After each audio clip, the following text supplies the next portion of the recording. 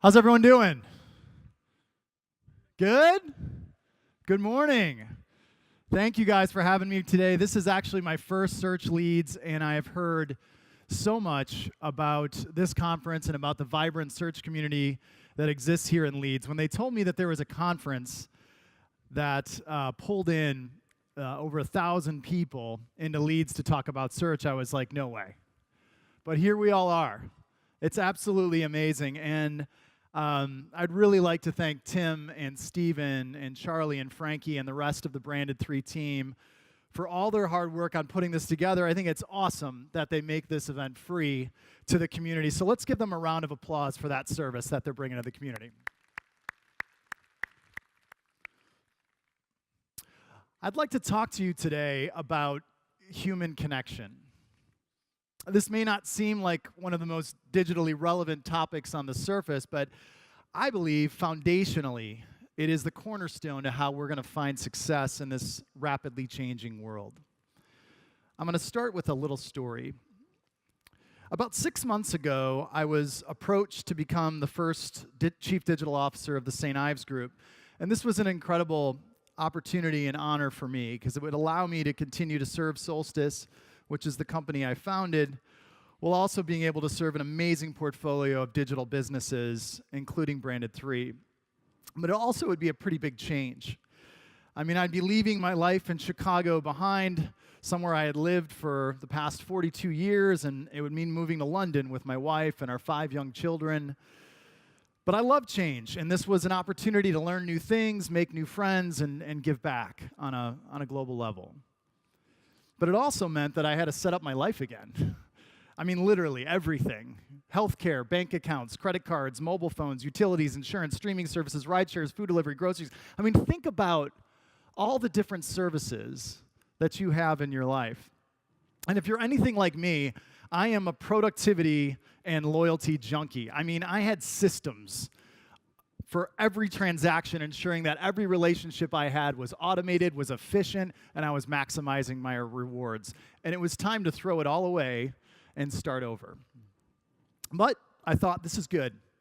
This will be an opportunity for me to learn about the digital discovery and the onboarding process of many new companies. I could gain some new perspective and discover some new best practices.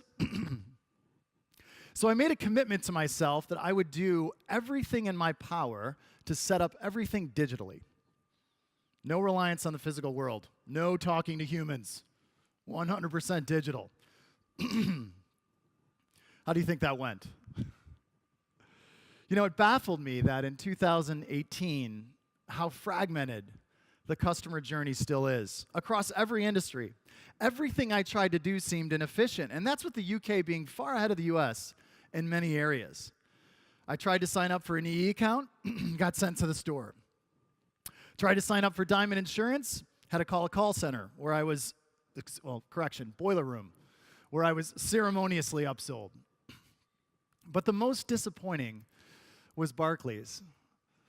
I wanted to set up an account with an international bank, assuming it would make it easier to bank in both countries, and Barclays was on my short list. So I was committed to opening an account there.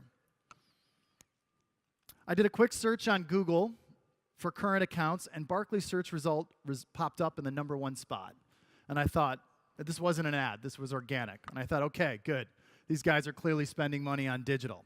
So I clicked the link and I went to their website where I was presented with everyone's favorite message about the use of cookies. In this case, it took up about half of the screen, alongside a request to use my location, which I thought was odd. Why would they be trying to use my location without an explanation as to why? But I decided to give them the benefit of the doubt and clicked allow. I was then presented with 9 different options for current accounts. 9. I picked one that seemed to be right and then went through an application process of over 6 pages and 50 different fields, after which I hit submit and was presented with a glorious message stating, "We'll get back to you." Okay. But just a few seconds later, I heard the ping of a new email notification. I excitedly went to my mailbox, and it was from them. And I opened it, and it said, "Please book a branch appointment." And in order to do that, go ahead and go to this branch locator and find your local branch and give them a call and on the telephone and make an appointment and during the week, during business hours. I went ahead and booked the appointment, and this visit wasn't the best customer experience either, and I won't bore you with all the details. But after taking off work to sign several paper documents, I was told my account would be available for online access in a week or so. 2 weeks later, I was graciously met with a package in the mail with the following identity verification device. From the 90s, I believe. I could continue to tell you about some of the tragedies that I experienced with Barclays, like my account getting locked out after making my first payment, for example, and the only way of unlocking it by visiting a bank branch in person when a manager was present, his schedule, not mine. But I think you can infer that despite Barclays' incredible findability, my opinion of their customer experience is not great. And I don't mean to pick on Barclays because they're not alone with these issues, but I also know if they really wanted to fix it, they could. In contrast, I have a slightly more uplifting story. Now, from the first week I spent in London, I kept seeing folks pull out these fascinating bright orange cards at the tube turnstiles. I always wondered what they were until one day one of my colleagues pulled one out at lunch to pay the bill, and I grabbed his arm. "What is that?" "It's Monzo," he said. "Monzo? What's a Monzo? I want to be one." "It's a digital bank targeted to millennials, I think. It's a great app. Just download it. You can sign up." Now, I'm not a millennial. Any Gen Xers in the house? Forgotten generation? Woo! There's 4 of us? All right. But I was going to get me one of those orange cards. So I downloaded the app, and it asked me for a few pieces of information, 7 to be exact. And then it sent me through the following identification process. Take a picture of my passport and record a 5-second video of me saying, "Hello, my name is Jay Schwan, and I want a Monzo card." This took me about 15 seconds compared to a half day out of the office. So who do you think's Monzo's newest, biggest fan? That's right, this guy. I love Monzo. I love it.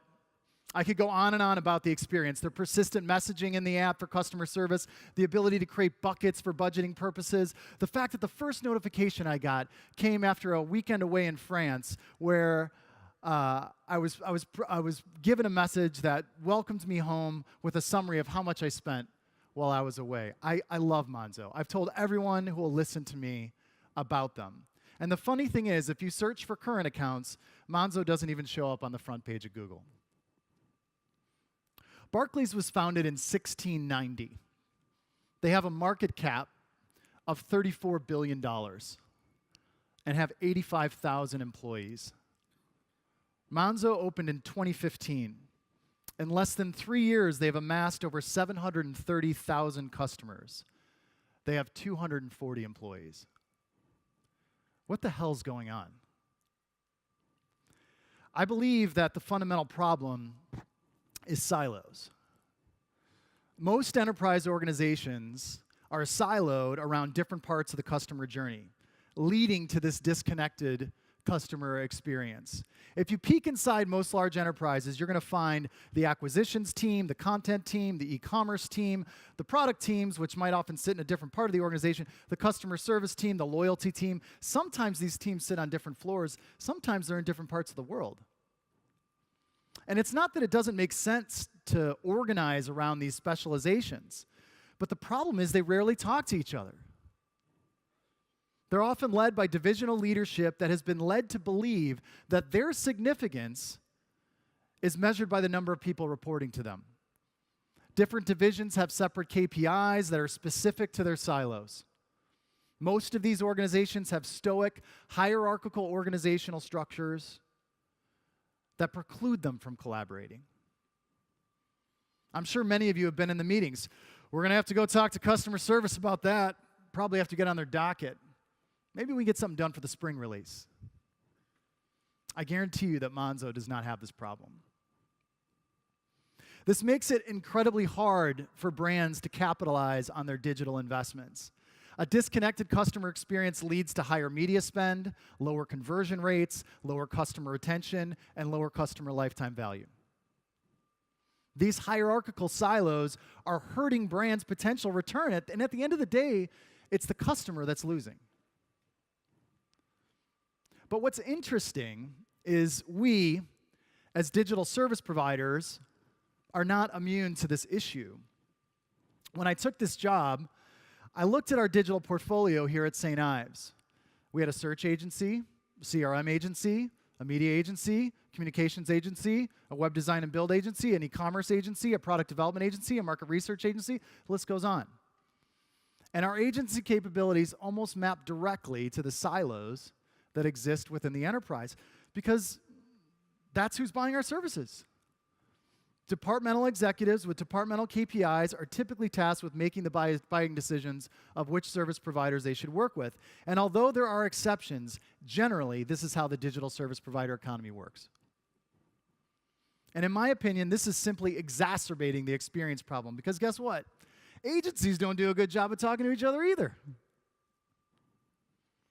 Whose problem is this to solve? The enterprise or the service provider industry? Well, frankly, I think it's both. The enterprise is going to have to figure it out, or the startups will continue to chip away at their customer base. But if we, as service providers, are supposed to be the experts, then I think it's our responsibility to set an example. And I don't think that the answer is jamming a bunch of specialist firms together into a suffocating hierarchical organizational structure. That's just modeling the issue that already exists inside the enterprise. The big consultancies are trying to do it right now. And I've watched them make digital acquisitions, and I've watched all the best people leave as soon as the retention bonus runs out. The best people want to work for specialists. Specialist firms is where the innovation happens. It's where the development of advanced capabilities occurs. But the holding company model of putting a bunch of disparate specialist firms in a basket and encouraging them to work together in pursuit of a joint revenue goal is not the answer either. And neither is creating sub-holding companies inside of holding companies, whatever the heck that means. I think there's a better way. But it means in this brave, non-linear world that we live in, that we have to start thinking about organizational models and their intended purpose differently. That the rigid models set forth in the industrial age have run their course, and the future of work needs to be much more organic and much more fluid. I think there's a new organizational model that lets specialists live with specialist tribes, with the autonomy and the entrepreneurial innovation necessary to continue to advance their capabilities, but also be part of an ecological system that allows for the full service delivery of the customer journey, from search through servicing. We're piloting this concept right now, and we're calling it the connective. It allows search, communications, and product experts to thrive in their own environments while complementing them with a red thread of connective intelligence made up of strategists, creatives, and data scientists responsible for the entirety of the customer journey. And as global firm citizens, individuals can move across firms in pursuit of their own career development. But when a client project comes in, a team made up of connectives and specialists across the system is mobilized. And the team structures itself to tackle that specific problem at hand, owning not just the delivery of the technology, but the business outcome being pursued. So while the organizational structure is fluid, the project structure and methodology is well honed, guaranteed to deliver the right amount of autonomy and accountability. And this model, in my opinion, works inside the enterprise as well as it does outside. It doesn't actually look quite as clean as a fidget spinner. It looks more like this. And I won't bore you with all the details because, frankly, this is all still being developed. But we've been testing elements of this organizational model over the past 6 months, and the results are amazing. We've had almost 10% of the specialists across the group involved from 4 different continents and 11 different countries or 11 different businesses, working organically to come up with everything from a new methodology to a new brand, new collaboration systems, demand models, KPIs, culture, talent, and more. And it's been awesome to watch. But one thing I've learned through this process is in order for this to work, there needs to be a shared belief in the value of connectedness. And putting St. Ives aside and organizational models aside, I think this is what's missing in our industry. And whether we're working within our own enterprise or as a service provider working within someone else's, this is something we can all start doing a better job of.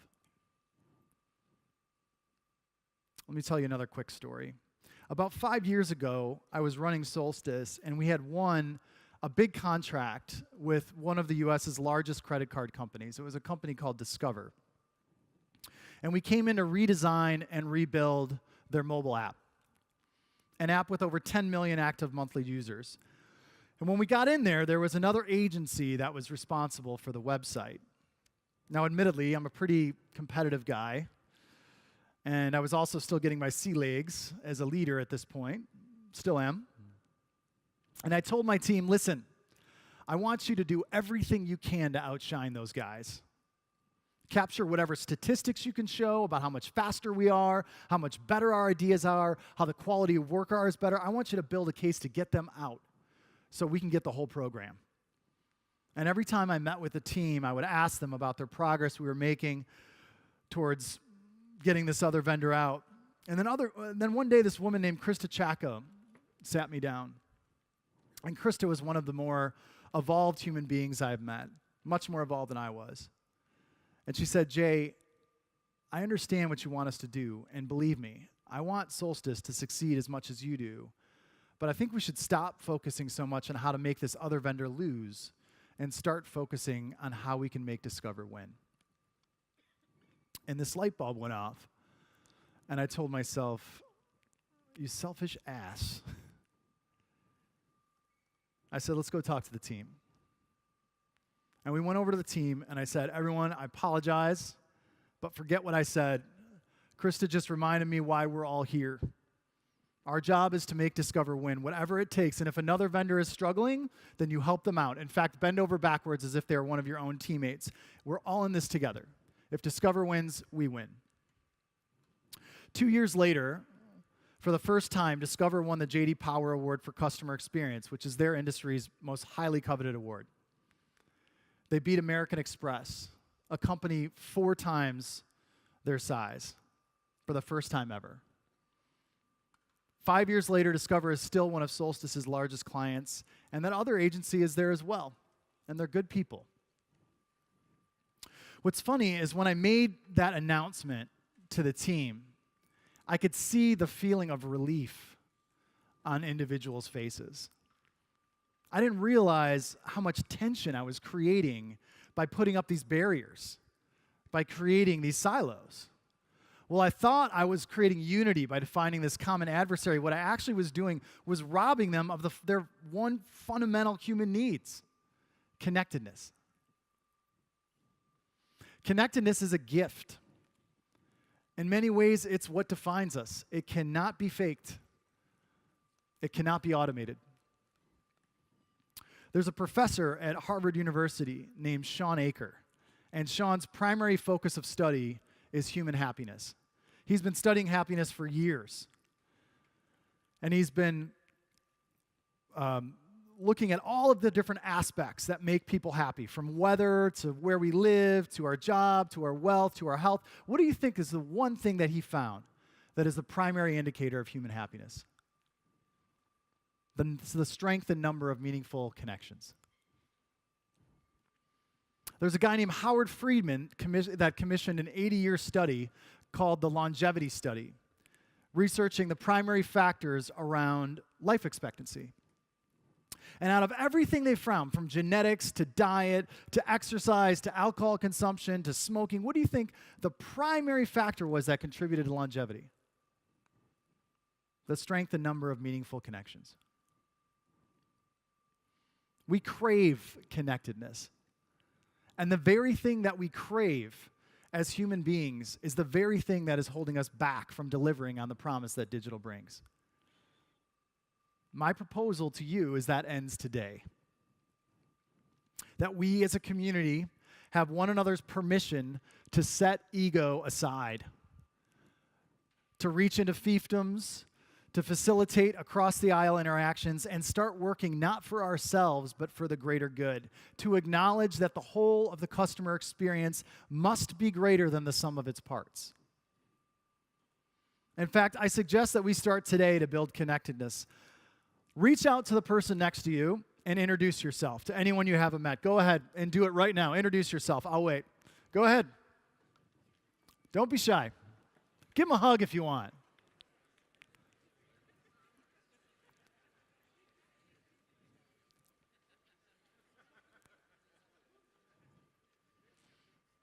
At the next break, find out why they're here. Ask how you can help them. As a search community, it is our job to help people find what they are looking for. And that doesn't stop on the front page of Google. That's a mission that should extend to every interaction we have with our coworkers, with other departments, with our competitors. From the daily stand-up to the boardroom, to remember why we got into this industry in the first place, to build amazing things, to outbrave ourselves, to move our colleagues, our customers, and humanity forward. Thank you.